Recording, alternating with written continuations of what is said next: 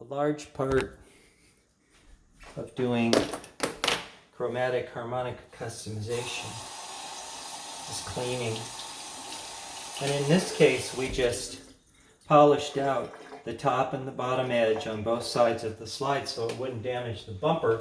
And the bumpers now will last 3 to 4 times longer because they're not sharp enough. So the first thing I do is clean my hands. Okay.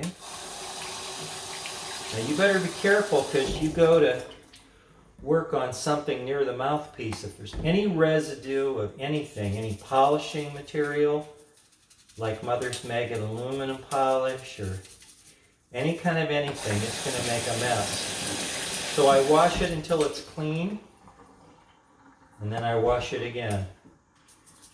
And I try to support this slide so that we won't have any problem.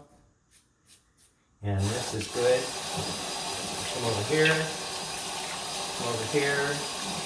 Now you always want to use one of these if you got it, because it's a lot more powerful to clean up parts and make sure.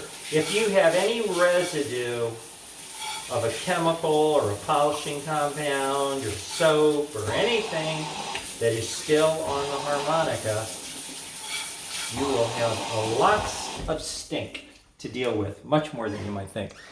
Okay, now that that completes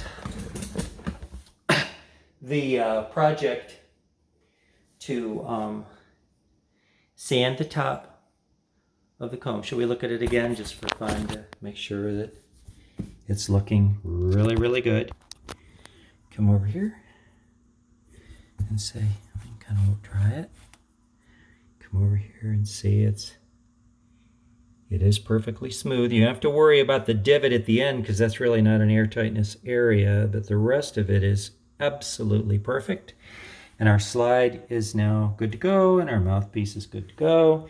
And so we want to dry the various and then reconstruct the harmonica. And that completes those customizations. From here, again, it goes to Russ Camerer for creation of another invention called the KETTLEWELL Resonant Covers, which are designed and built by Russ Camerer. Those are resonant chambers in the back of the harmonica. You see they start shallow and get bigger and bigger and bigger. And this is a Seidel Vulcany, my current player, with a trapezoidal mouthpiece from a Saxony on it. KETTLEWELL Ergo button. Great harp, beautiful tone. So we're going to have those resonant covers, and it will change the sound, increase the projection like half the bell of a trumpet would. So that's where we're at right now.